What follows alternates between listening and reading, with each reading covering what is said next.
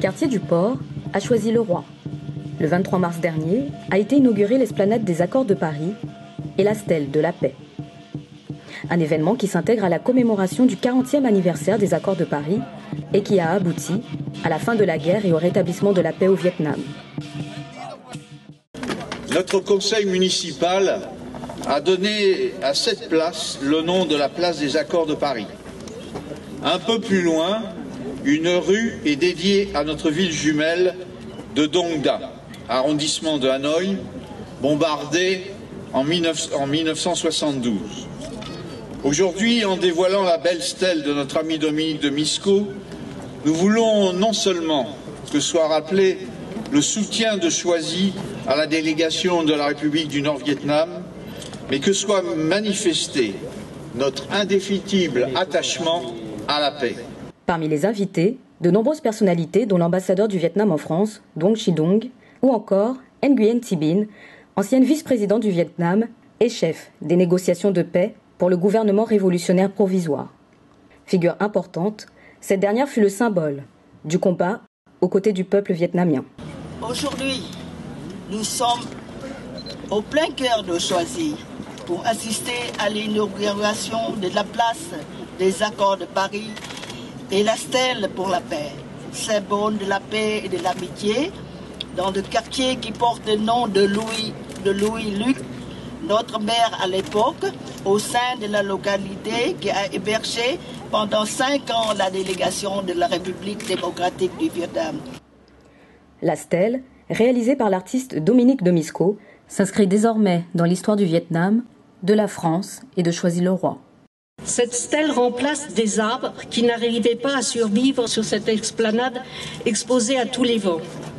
Au départ, on pensait à un totem pour remplacer les arbres, mais le totem, sauf chez certaines minorités, n'a pas vraiment une allure vietnamienne. J'ai donc naturellement proposé le mot stèle et j'ai essayé de l'adapter au lieu. Cette réalisation prenait son sens et j'ose affirmer que cette stèle, un peu grande pour une stèle traditionnelle vietnamienne, est symbolique du matin du 27 janvier 1973. Pour Hélène Luc, sénatrice honoraire, si cette journée de commémoration est symbolique, elle est aussi empreinte d'émotions. C'est très très émouvant parce que il y a plein de souvenirs qui remontent, des souvenirs historiques et des souvenirs personnels avec Fernand Dupuis, avec Louis-Luc, mais surtout le souvenir du ministre Xuan Thuy, de l'Uducto, de Madame Binh, qui ont tant travaillé pour arriver à la paix.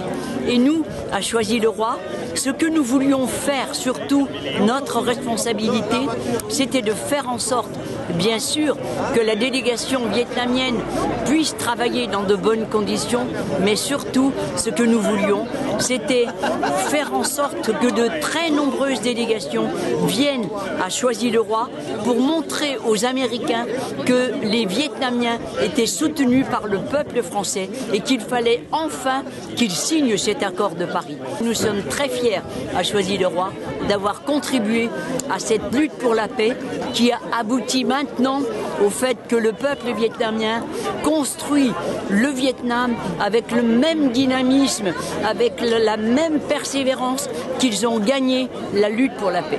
Pour d'autres, ce rendez-vous a été l'occasion de rencontrer les grandes figures qui ont marqué la période 1968-73, à l'image de Lionel. Il y a 2 ans, Lionel était membre du Conseil citoyen des enfants, et à cette époque, il a pu réaliser un voyage singulier, celui de partir à l'autre bout du monde, au pays des cerisiers, au pays du Vietnam. Je suis partie au Vietnam, c'était fin juin, début juillet. C'était la première fois que tu partais, je suppose, là-bas ?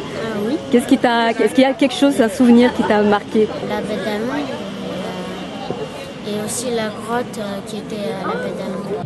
Le voyage de Lionel au Vietnam ne s'est pas arrêté au souvenir, car il correspond désormais avec un enfant vietnamien de son âge. Mon correspondant, il s'appelle Duc Duy Nguyen et il habite dans l'arrondissement de Dong Da au Vietnam. D'accord, et tu continues à correspondre avec lui, à vous échanger des lettres Oui, on correspond par email. Une histoire d'amitié consolidée qui énonce sans rappeler les liens indéfectibles qui rattachent désormais le Vietnam à Choisy-le-Roi.